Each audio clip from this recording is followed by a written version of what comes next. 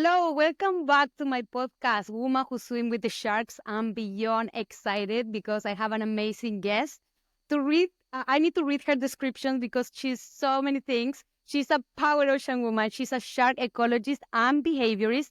Also is part of the Woman Hall of Fame and has contributed to the declaration of the Bahamas as a shark sanctuary in 2011.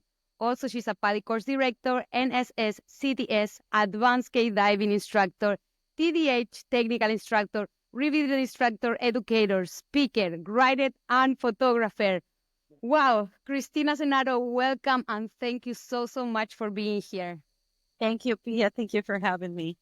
First of all, I want to ask you, you are like an icon for all the shark world, not just specifically for women. I want to know what's the connection with the sharks? What was the first connection you got there? I think my first connection with the sharks comes from my connection with the ocean and the fact that I was fortunate enough to grow up in a family that taught me there are no monsters in the sea, only the ones we make up in our heads.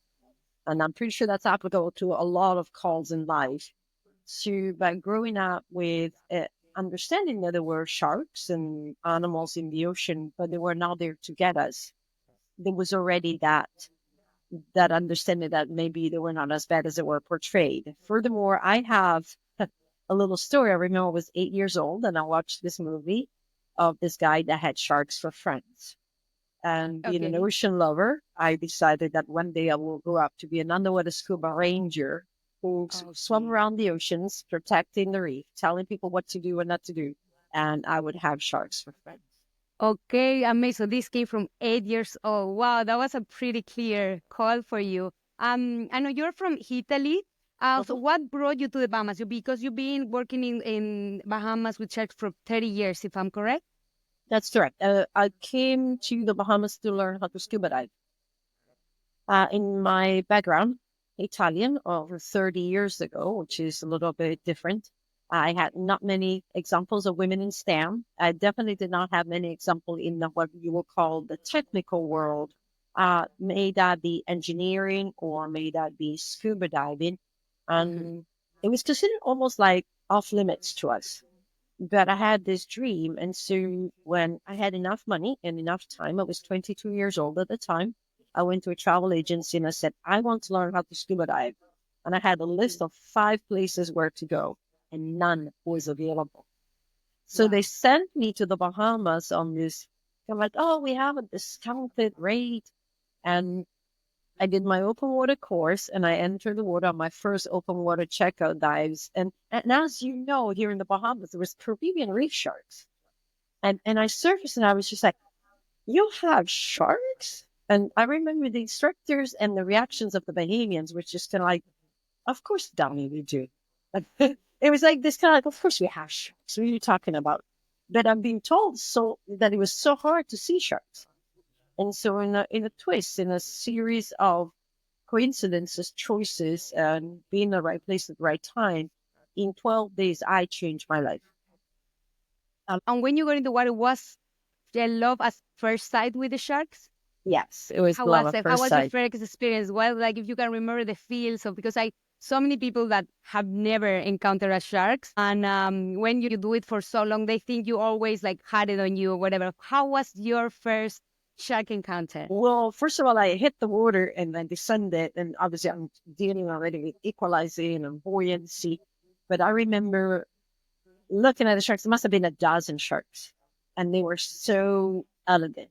I think the word that first came to my mind was just elegant. They were so elegant. And the other thing that for me was very unique, and I know they were so silent.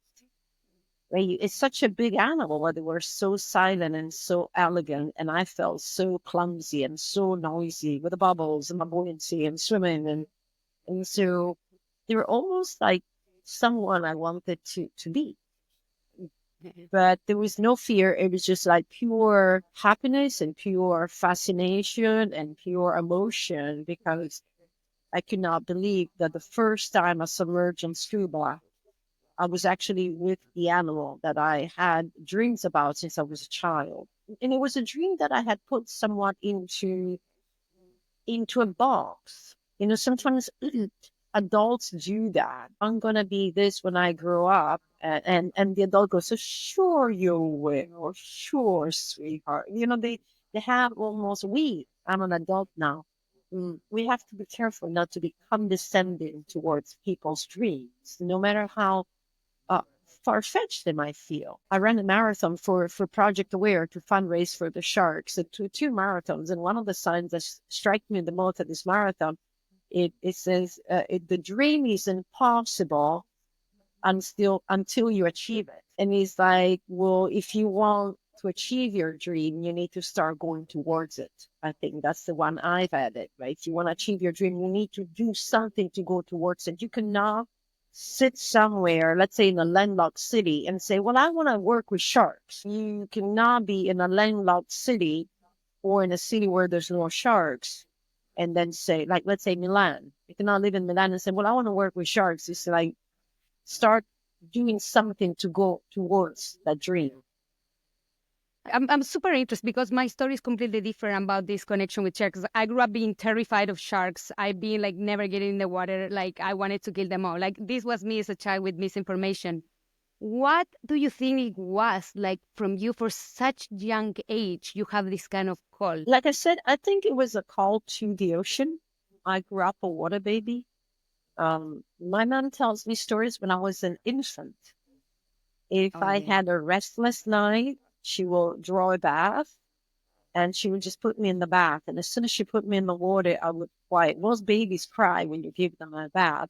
She actually used the bath Mm. to calm me. I grew Wow.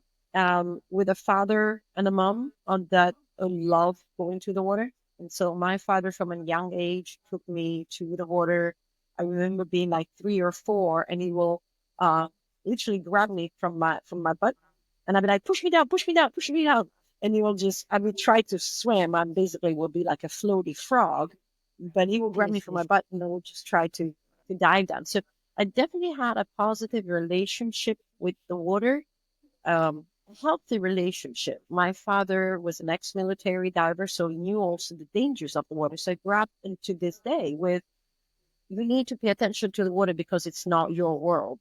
Yeah. You're not equipped to be in the water, but he was healthy as well. If there's a lightning storm, maybe you don't want to be on the beach holding on to a metal rod. Now, some people have done that. But so it's the understanding of what is a healthy relationship. I think that is what we're missing sometimes with sharks. We either go one way, or nowadays, some people I think are going too much the other way instead of having this balanced, healthy relation. They're not toys, but they're not monsters. Exactly. And that I gonna get to that point, Christina. But first, I wanted to ask you, especially in the dive industry, is run mostly like the male kind of percentage is way larger than the female, and even in the shark business, is the gap is actually wider. I can imagine like when you arrived to Bahamas, it was even more dramatic. How was this to be a pioneer? To be honest with you, Pia, I did not notice that till it became something that someone else made me notice, if that makes sense. I I start working with them, and yes, sometimes I might be the only woman on a boat with 20, 25 people, including crew and customers. But I did not stop and go, whoa, I'm the only woman on the boat. I will do my thing. And then people start noticing, it's like, wow, you were the only woman on the boat, if that makes sense. Okay. Um, Yeah. it wasn't easy. Sometimes it's still not easy. Sometimes I still receive messages from people, primarily men, and some of them get upset when I say that, trying to tell me how to do my work, or how I Okay. correct I'm doing this, or how I should try this, how I should try that, as if in the 30 years I have not done that. But I was fortunate. I also have had men around me that were did not make that distinction. And one of them was Ben Rose. Ben Rose was my mentor. He did not make the distinctions between, oh, poor little woman, or no, no, I prefer a man. He actually looked at the energy, at Okay. what the people were doing in the water with the sharks. And he told me from the beginning, he says, you have something special with these sharks. So I started in 94, and by 96, I was in charge of handling the shark guides and being with the sharks. And Ben Rose saw that from the beginning. So is it always easy? No. It's not really something I paid attention to till in hindsight. It was just like, wow, yeah, I really had to push 10 times harder. But I have to say, to the credit of many men that I encountered in my career, there was also this, I don't care if you're a woman or a man, Yes. what I care is performance, what I care is energy, what I care is presence. So it's a And do you see in the rest of the diving industry, especially with like the female involved in the shark industry, do you think you are special and you have like special case, or you think everywhere is like the divers are respecting also the female leader as a shark feeder?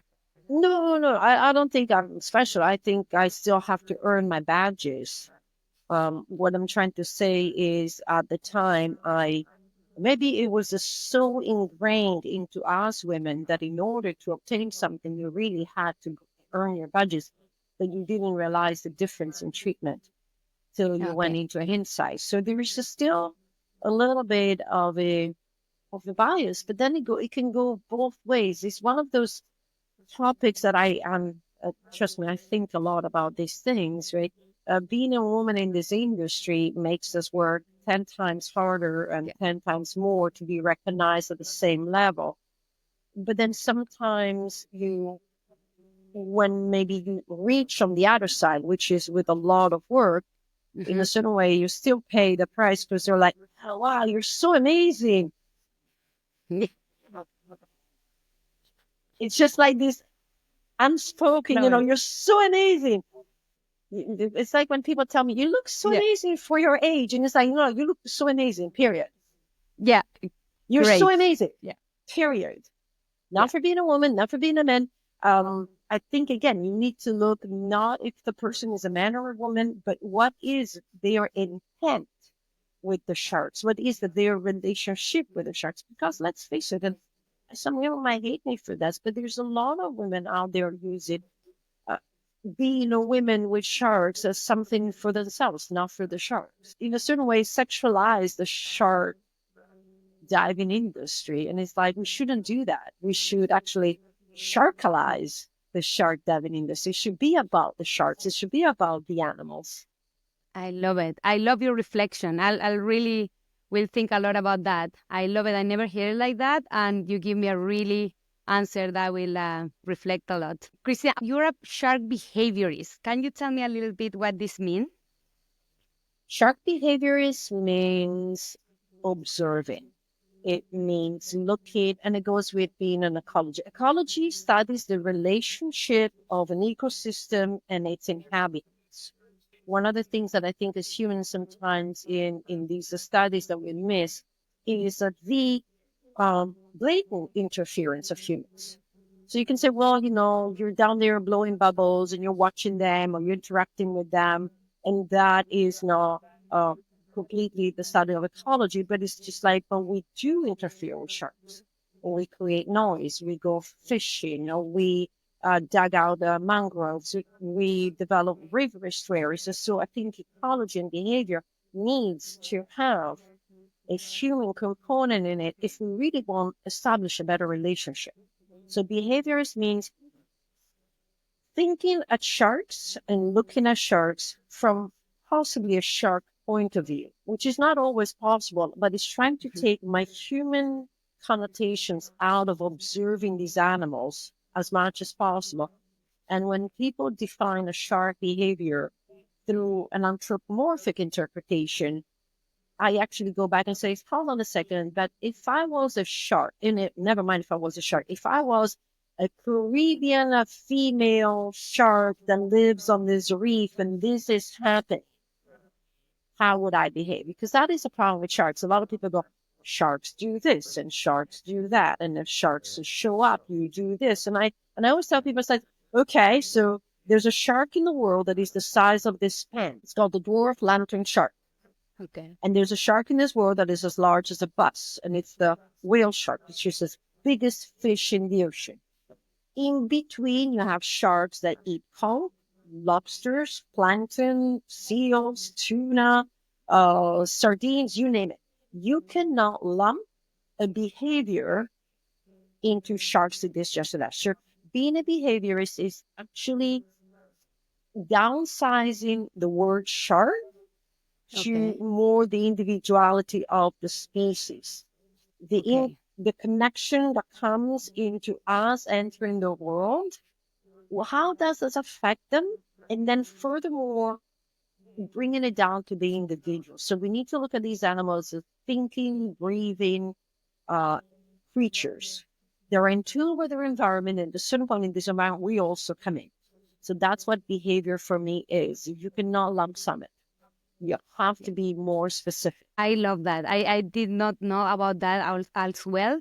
And it makes a lot of sense because I feel like in the industry, it's also like a lot of misconception in all these save the sharks kind of campaigns. As you say before, we are sometimes too much in this side, too much in the other side. Can you go a little bit deeper in this concept and what you are seeing, like how the industry is moving and what's the common mistakes you see that could be like kind of corrected by social media and all that? That's a big question.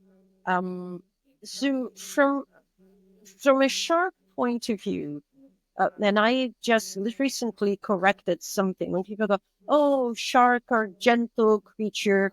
Sharks are not gentle. Sharks are not vicious. I think the first thing that we need to change in the industry, that will be very helpful, is our vocabulary, our expressions into talking about sharks. You know very well the language does matter, and especially for humans, language does matter. So, how do I change somebody's perception about sharks? I think the first thing is let's change the language. So, we went from vicious to cuddly, and it's like, well, they're neither, Yeah. right? They are not conniving, they're not vicious, but they're also not your pet. And a lot of people, when they see me with the shark in my lap, they go, "Oh, they're like cats, they're like dogs." And like, no, they're like sharks. And in that moment, appreciate the interaction that I'm having with them. Mhm. And I think that's where we go. We need to remove a lot of these incorrect perceptions. Oh, why are sharks are so close to the beach? And it's just been like, to me, I look at that and say, they're just in the water. And to them, it's not, I'm not close to the beach, I'm in the water. My gills work. I don't care if it's 6 inches or if it's, 60 feet. Some sharks can thrive in 6 inches. So, um, language would be one. I think we need as an industry to very much diversify how we speak about sharks.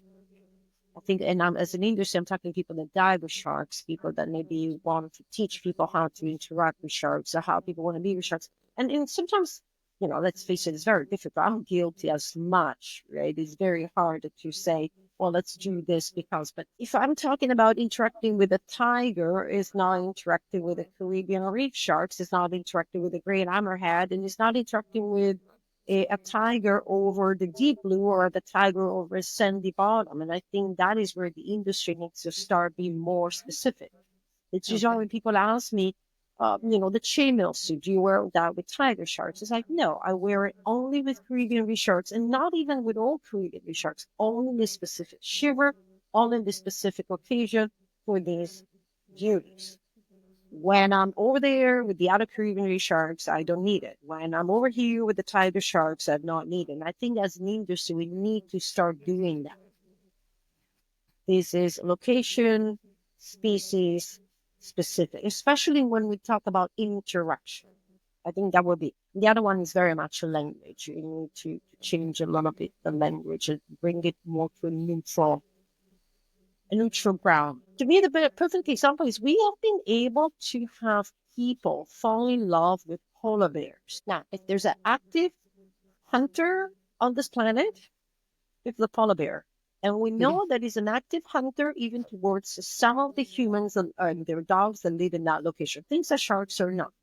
But we've been able to turn the table and have people appreciate the polar bear for what the polar bear is, appreciate his or her beauty, and understand a little bit how it can be kind of like shared. We need to bring the sharks to that kind of understanding.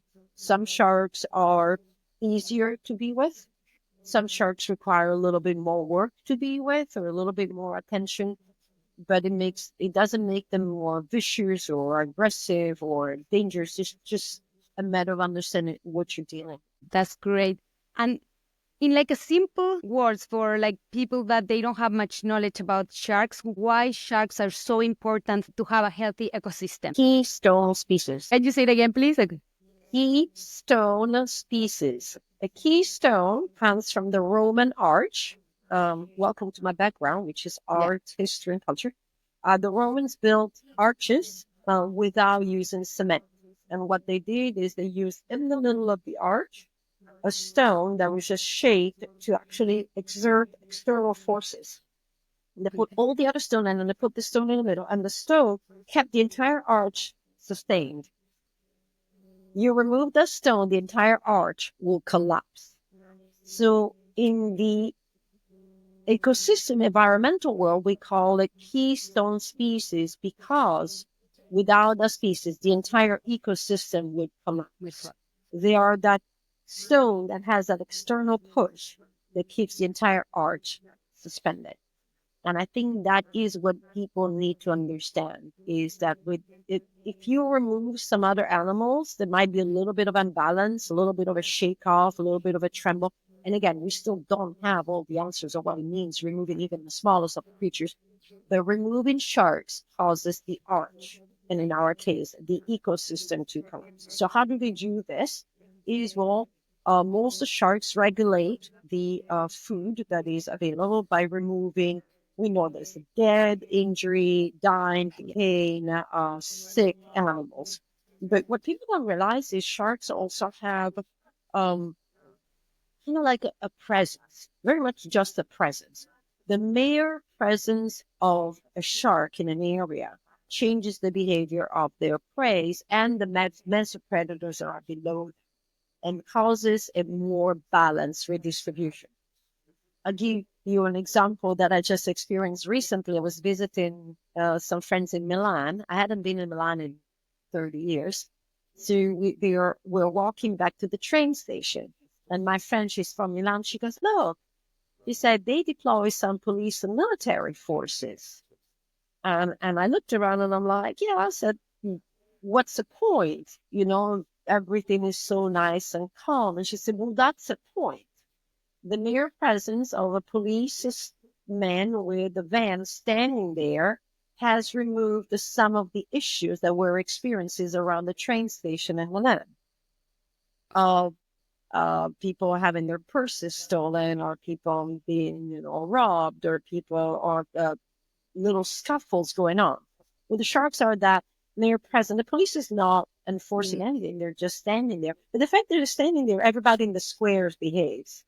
So the sharks are the same. There's a shark in the area.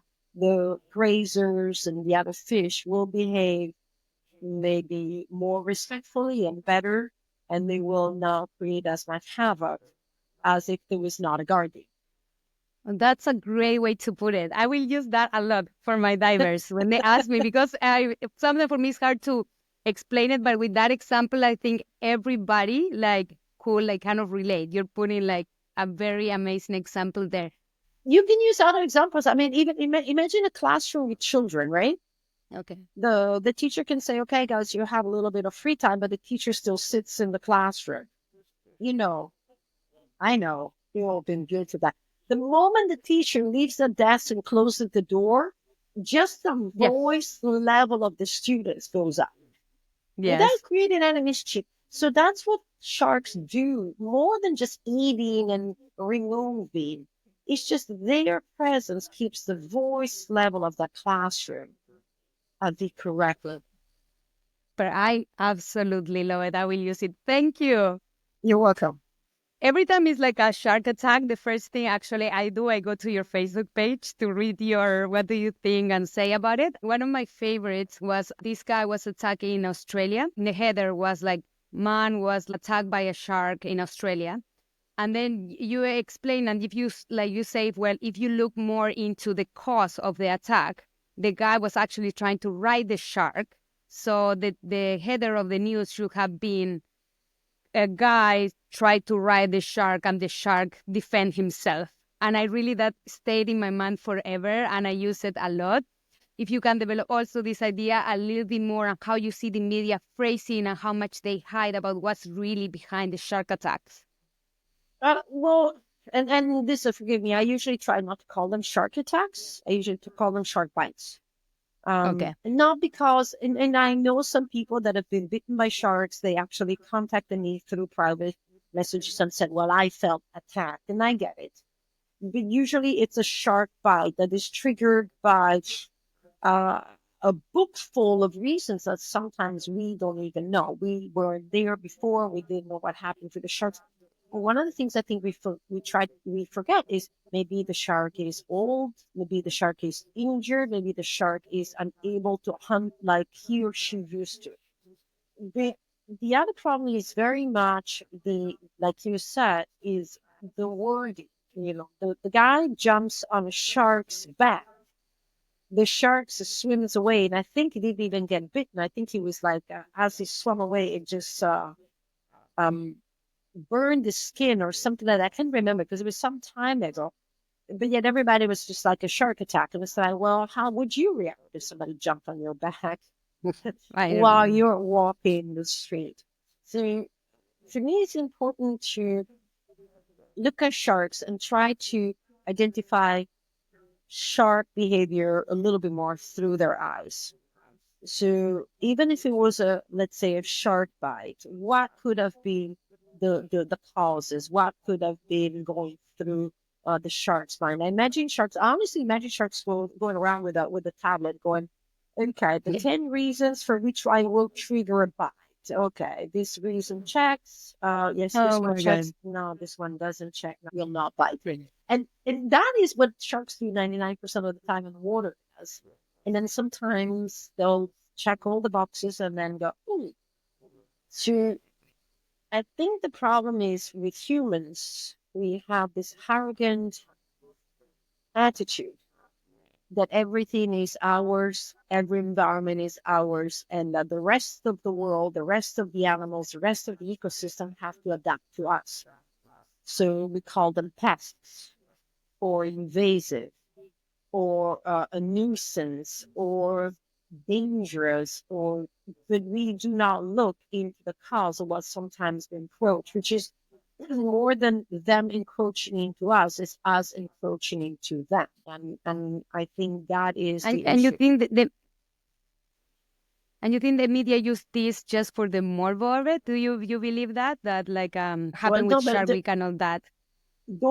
there are studies. I'm actually working right now on some scientific papers that are specifically addressing. So I cannot really disclose everything, but it's addressing the fact that is a clickbait. I recently refused the job. I was called for preliminary interview to join a very high-end channel TV program that was once again investigating shark bites. It was not expressed in the email, but it was like kind of like intended. So when we were on the call, I said, "Can I have the title of the program?" And from the title of the program, I said I declined to even comment on this first of all, extremely rare events. We need to start highlighting something that happens once in a blue moon and not like just as an expression, literally once in a blue moon. We need to stop highlighting the exception to the rule. And furthermore, I refuse to participate in these programs because they are designed as a clickbait. And it was admitted to me during these preliminary conversations that, well, the title attracts the people because that's the kind of title that attracts the people. And then in the program we twist the narrative and show them the opposite of the title. And I said, no. Now, if you want to show them the opposite of the title, start by changing the title. But yes, it's not I believe. It is proven. It is out there. There's actually papers and articles that talk about the concept of clickbait. Yeah. And there's a, It, which is not only for sharks. And then there's a concept of the fact that 80%, 83% people only read the title. So I'm sorry, the title has to change. But yes, they use that to attract people. Yeah, I bet you refuse to be in a lot of programs. Yeah, but Shark Week is the most viewed TV show in the year. So it is incredible. But what do you think they need to have these headlines in order to draw people into like the ratings for the audience and all that? That's a very difficult question. But one of the things I noticed, even through at the end of the day, small presence on social media is when there's drama involved, it seems to attract more Hmm. people than when there's positivity. Now, I don't know if it's in human nature or if it's something that is being educated into the modern human nature. But you can post about something super happy and it will have less traction than something super dramatic, super negative. So part of that is usually something towards human psychology. And that is what draws them. It's like, I guess people are attracted to that kind of energy. I don't know. It's not my kind of energy, obviously. But I do believe we need also to remove it. I don't know. I don't know how to fix the narrative. I joined a campaign from Bite Back, which is a UK based nonprofit, and we have a campaign called with Steve Bagshaw, Mind Your Language. And it's very much about sending guidelines to say, can you change? Could you address this differently? And I've done it before, where I've been on preliminary interviews and said, what's the title? And I said, well, would you do this instead? And they refuse. It's a difficult balance because sometimes people say, well, you should still participate. Although the title is bad, you should participate so that you, Christina, can have a voice, a positive voice in the program. And I've done that in the past. I participated in programs that had these questionable titles in the hope that my participation could change the content of the program.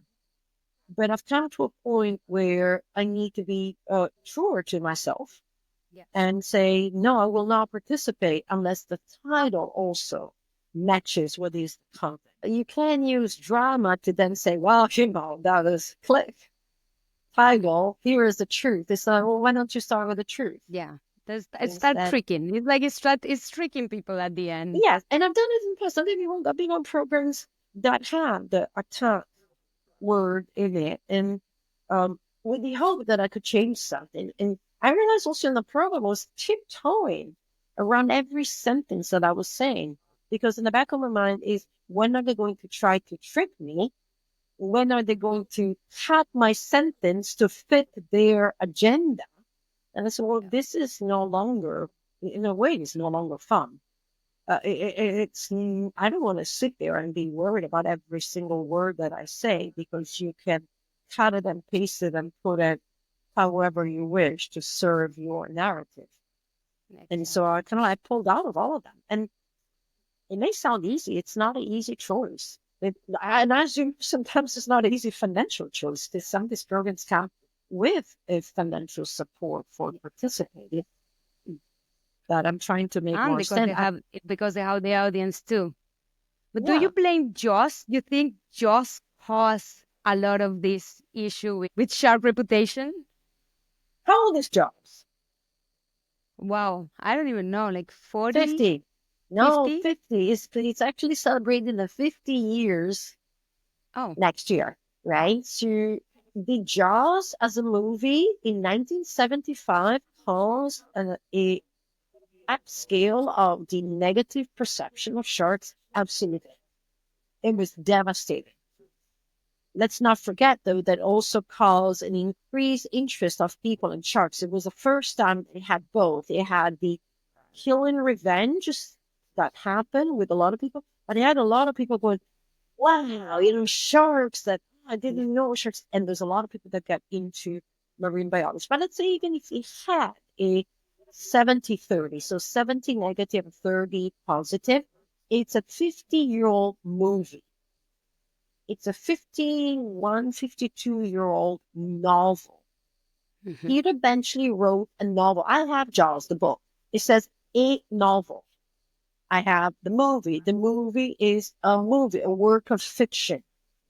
50 years later is no longer an excuse. We need to stop hiding behind, oh, it's Jaws. It's like, How is a 5-year-old kid afraid of sharks because of Jaws?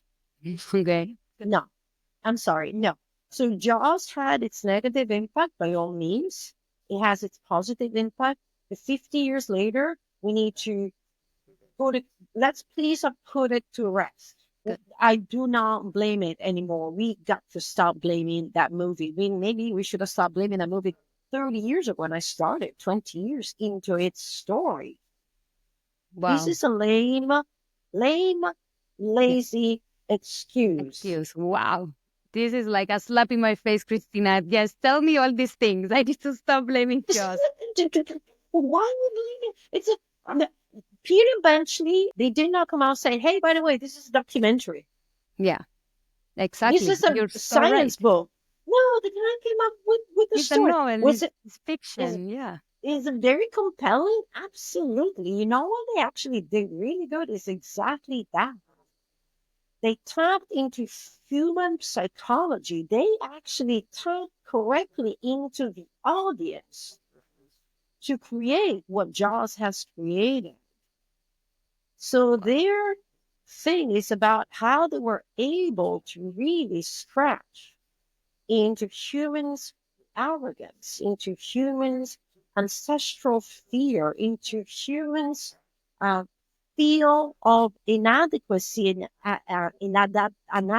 inadaptability. If you want to look into Jaws, oh my God, these two guys really poked humans' arrogance, ego, and low self-esteem, and I punched it.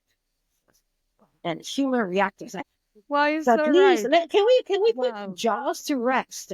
We need to address Sorry. other things. We need to address when sharks attack from Nat Geo, how to investigate shark attacks from Nat Geo, Shark Week, and all their gory titles that a lot of people still participating for the glory. Said when I was in Shark Week, it's like why don't we address these programs that are actually hiding behind says, oh no, this is a real science program.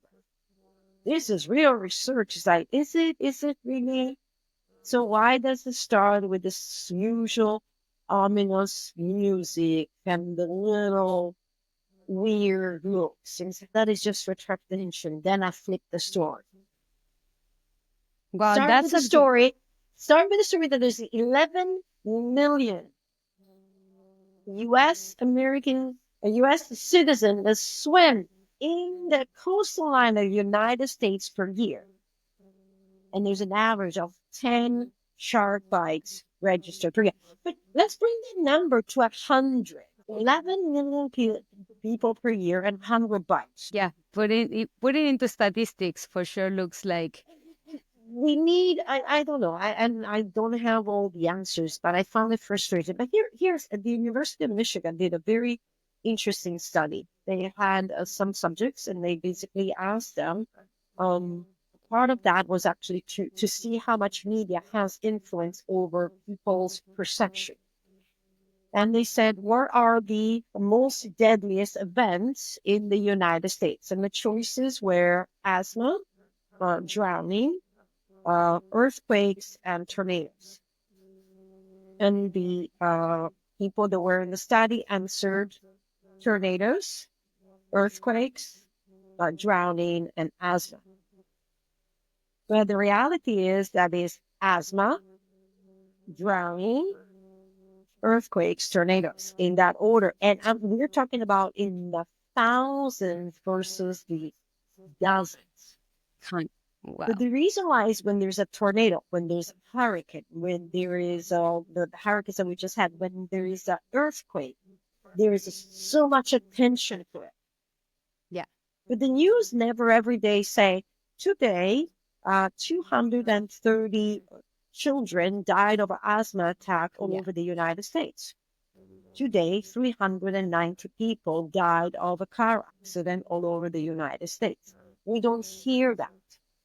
Yeah. So the same comes with a shark bite. With a shark bite, we hear was a shark bite in Australia in the last 60 years. And I'm kind of like, yeah, okay.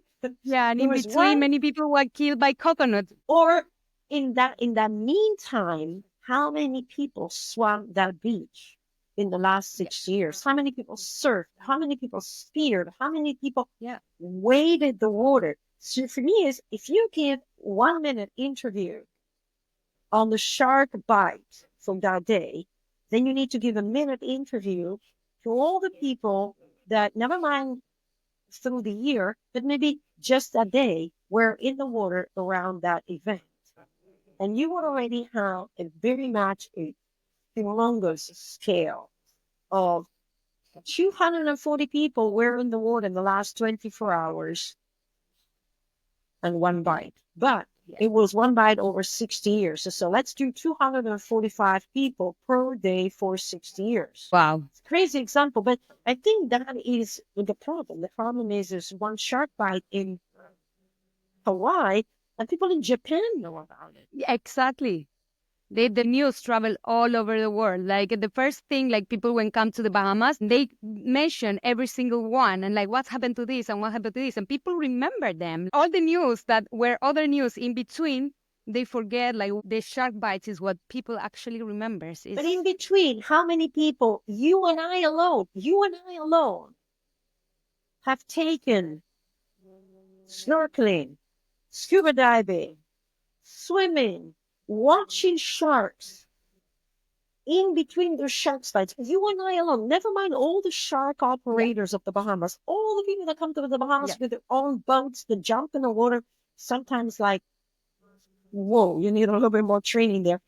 How many people have been in the water with sharks and interacted with sharks? How many people you and I alone have brought into the water, measured against that one shark bite? That's what I tell people. I was like, if sharks were dangerous, I will not be in business. Probably I will be somewhere else, and this will not be like a way of living. And that's what I tell my clients that are very scared. I was like, listen, if this was like a dangerous thing to do, why I will put my liability, my name, and my business under it? But furthermore, if sharks were really interested in humans in general, how many water activities do you think we would have? Yeah, exactly. Will be so limited. And talking about that, Christina, I want to get your thoughts in the shark feeding. I know it's very controversial. I get at sometimes a lot of hate out of social media with the shark feeding. I want to know your point of view regarding shark feeding. He is going to come out of this podcast with a change in vocabulary. So, Yes, the, yes, this is being like, I can't believe how much I'm learning. shark feeding is what we called the 30 years ago when the shark, let's say the shark diving industry that started attracting sharks with scent or a provision started more or less at 30, maybe 35. There's some places like Walker's Key would be 38, 40, no longer than that. Scuba diving is not that much older, so it's not that. So, and that was the word that we use, shark feeding. But thinking about that and thinking about what we do, first of all, most of the first shark dives were born following fishers. You know that well, right? Um, the fishers come back from fishing. They sit on the buoy somewhere out of Nassau port. They clean the fish. All of a sudden, there's a bunch of silkies, and Stuart goes, "Oh, it's a bunch of sharks." It's just jump in with it. So there is already misconception into the fact that sharks have been attracted to human boats from the day we put a canoe in the water and went fishing. And if you don't believe that, look at Polynesians and their relationship with sharks and the shark attracting devices and how far back it goes. So 40,000 years ago, more or less, humans took to the water, took to provisions through fishing, and the first shark encounters happened. Aristotle described sharks in 96 BC, BCT, before current time. Sharks are described in the mosaics of Pompeii. Right, so humans had an interaction with sharks the moment we start taking to the ocean, in a positive or not so positive. Right? When we start doing following the sharks through the fissures and doing the scuba diving, we start calling the shark feed. Thinking of it, I then realized that I feed my dogs, right? That means I provide a constant provisioning that makes the dog dependent. And we know very well if you abandon a dog, which is so far remotely from their ancestors, they usually don't survive too well. But what we do in the industry, or what people do in the industry by bringing maybe some fish in a bucket or something like that, I think is more a treat. Mhm. So I actually personally moved from the concept of shark feeding because if we call it shark feeding, that means the sharks are dependent on the divers that go there on a day-to-day basis. These sharks are not dependent. We know that very well. They are uh, attracted to it because they are opportunistic. So that's available. I'm going to go there and get it. It's not available. We'll go somewhere else. And that is the cool part about sharks. So I think the word has to change. That's one. Two is not done regularly, is not done consistently. And to this day, not created dependence. We know that when the shark season ends, the shark season ends. You can have a whale carcass Yeah. somewhere in the Bahamas in the summertime. You will not see tigers, you will not see great hammerheads, you will not see certain species of sharks because the shark season has ended. So it's not created dependence like it does in other animals. And again, people interpret shark behavior like they interpret a bear behavior. It's not a bear, it's not a mammal, it's not covered in fur. It's a little bit older than the bear. And so those are things that I would like to see in changing. What we need to do though is once we change that is also operators need to change a little bit. And I think um, like anything, there's good diving instructors, there's bad diving instructors, there's good lawyers, bad lawyers, good doctors, bad doctors. There's good shark dive operators and bad shark dive operators. And we cannot lump something into one. For me, Okay. one of the most important things is when working with sharks, through use of a provisioner or a scent. Let's say give them some fish, which let's call it a treat, a reward. Thank you for showing up. Here's your little treat. Or we need to be respectful of three things. And those are my cardinal rules. We need to respect and safeguard the people that are on the dive through proper procedures based on how the sharks behave and all of that. We need to safeguard the people that are there before and after the Hmm. dive, right? Hmm.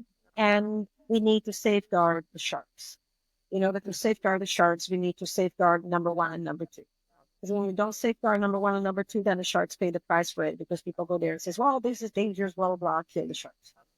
So when we need to apply those rules, there's also needs to be consistency. There needs to be communication through the operators. So I'm not against it. The reason why the Bahamas catch sharks is because they have a financial value. And you can sit there and say, well, you're doing this, you're doing that. Is like, yes, the reason why the Bahamas are protecting sharks is because it's a financial value. If it was for me, I would protect them just because I love them. For Yeah. 99% of the population, is because it has a financial value. In that, there's still some work that we need to do, which is instill more respect towards the animal that is providing such a sustenance to so many people. Point in case of Shark Week. A lot of people financially benefit from Shark Week, Hmm. right? Why are we not more invested in the interests of the sharks themselves during this cardinal week about sharks? So we're financially benefiting, you and I as well. There is a financial benefit in taking people diving with sharks, interacting with sharks, doing what Absolutely. we do. I do it also out of love, out of education, but it has to have a cardinal rule. It's like that respect, and you need to respect the sharks. So I'm not against it, but I do believe there's also some cowboy attitudes out there, some cavalier attitudes. They're very disrespectful to all parties involved. And that needs an addressing. I don't know which kind of addressing, but definitely needs an addressing. As you say, in Bahamas, they protect it because they also bring a lot of financially support to the country. You think this also shark feeding could help to protect sharks in other places if they start developing shark tourism, like with shark feeding? It already has. It already has. I was in the Philippines. and they do specialized whale shark snorkel, and you can actually send out for dive, which requires additional, and it's all done by the locals that back in the day used to, because the sharks migrate through that area, and now instead of fishing and finning them, the ex-fishers themselves are in charge of taking the tourists to see the whale sharks. And some people may say, "Oh, but I've seen the people kicking the shark, and I've seen someone, accidentally bumping the shark." And I get it. There's a fine line.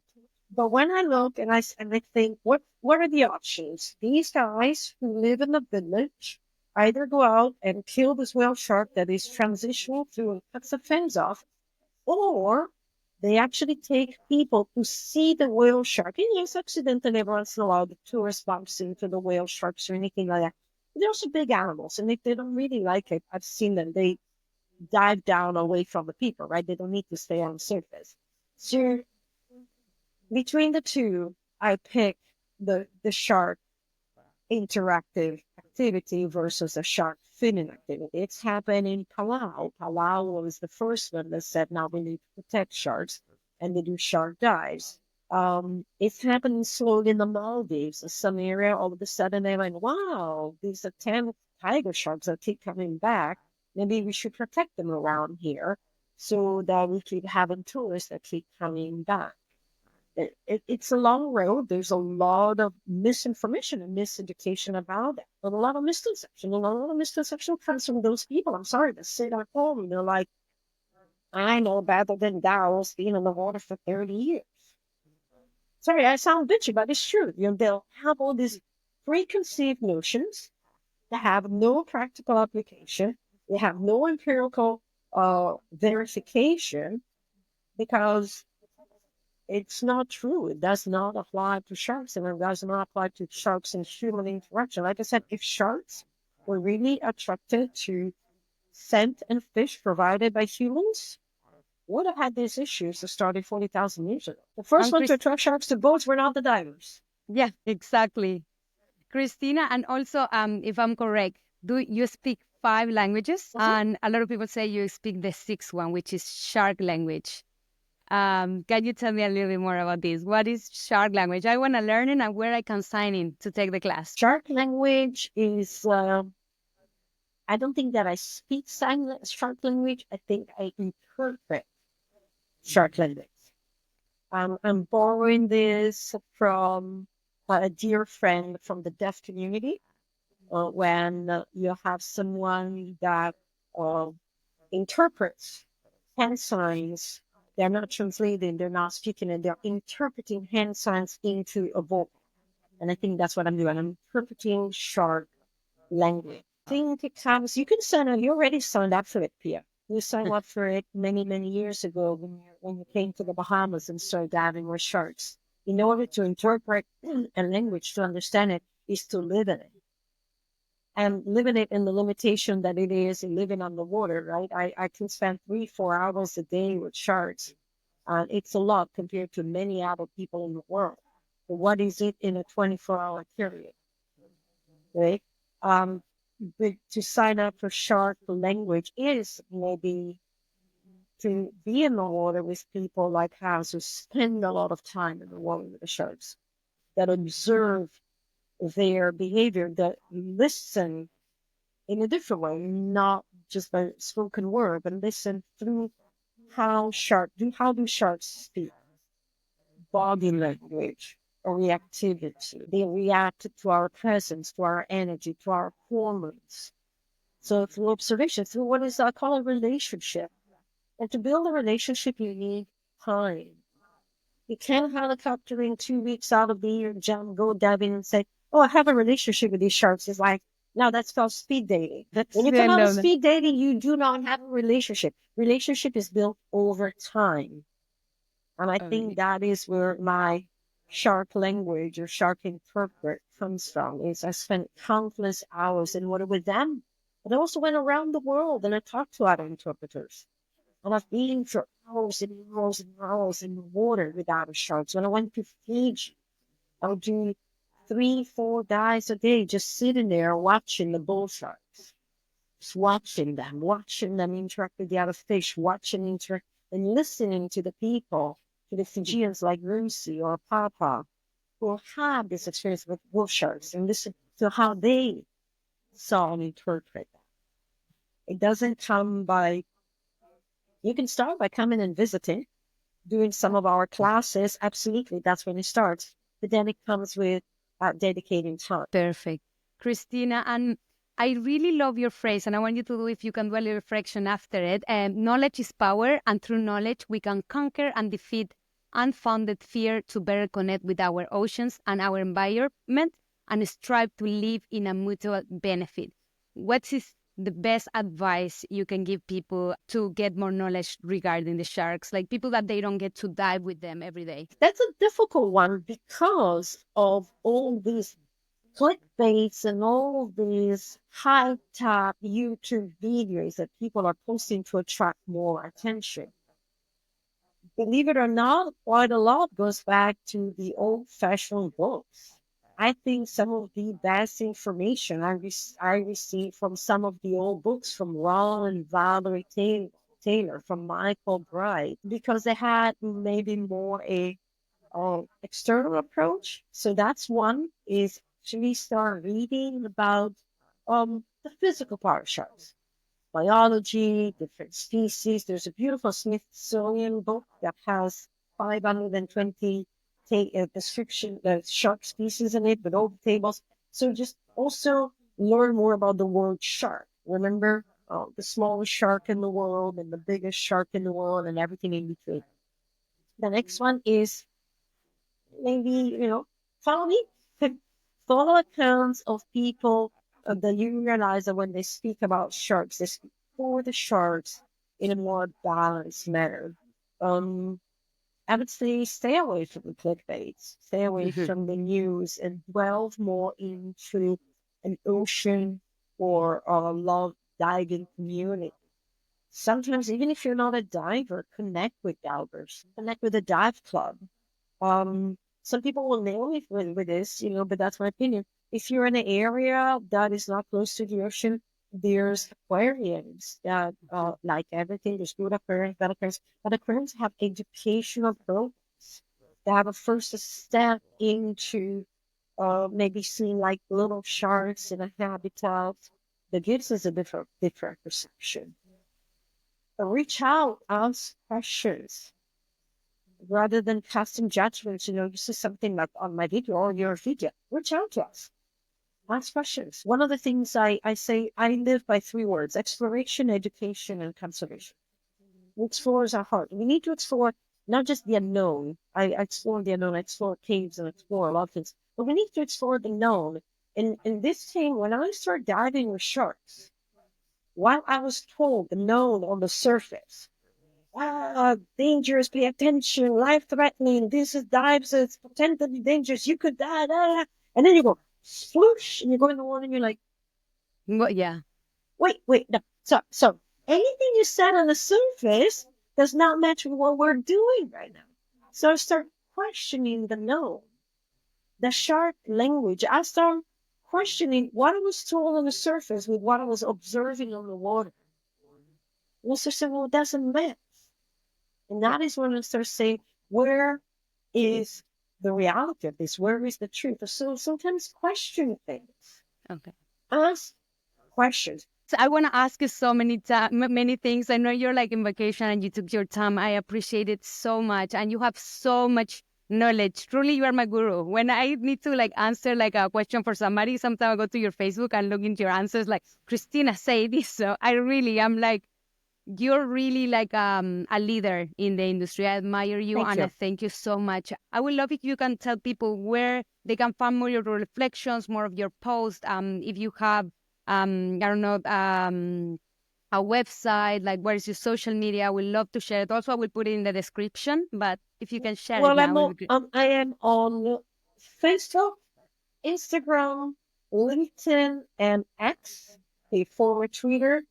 And I have my own website. And luckily enough, they're all under the same Cristina Zenato. So Cristina Z as in zebra, Enato. So if it's a website, it's CristinaZenato.com. If it's a Facebook, it's Cristina Zenato Underwater Explorer. If it's Instagram, is Cristina Zenato. And you'll find me on all the social media. So fairly I will put easy. a link for your website. Now, on my nonprofit, POWnonprofit.org, you'll find quite a lot also of the nonprofit educational and exploration work that I do. That if you're interested in more of all the things that I'll do. So my website, Cristina Zenato, is more about my professional.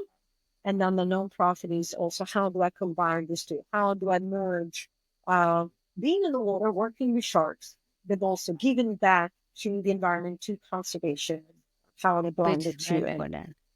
I will definitely look into all that. And again, thank you so much for taking your time, sharing your knowledge. I will keep like watching you very close by. And yeah, just I'm beyond words. Everything I learned with you, it's insane in an hour. Thank you, Let's do Christina. part So, two. so yeah, well, Let's do part we two. didn't even get through into the cave diving. Into I wanted in the middle. I wanted to ask you so many questions, different sharks' behaviors. Please, whenever you have time, I think I might even want to come to see you there in Freeport so we can do, I want to do some videos and we can do maybe live in person will be also a lots of fun. Let's So do that. And I will let's do a definitely part plan two it. later in your year. I'm happy to do a part two. So you can call this part one, and then there's part two coming up. And then we'll do maybe a live. Yes, I will love that, Christina. Really, really Wonderful. thank you from the bottom of my heart. I can't wait to share with this with the world. No, like I told you in your email and to your audience, you did a stellar job on and again, how do you learn? It's you did a stellar job in researching who I am and what I do to pose the correct questions, and I'm absolutely grateful for how prepared you came on this podcast. Thank you so much, Pia. Thank you. It means a lot to me. Like I'm interviewing my idol. Like I could not sleep last night. Okay, I'm gonna stop the recording. Thank you everybody for listening or for watching in YouTube. This is the amazing Cristina Zenato. You have to follow her work. It's insane. But I hope to see you in the next episode. Thank you, Christina.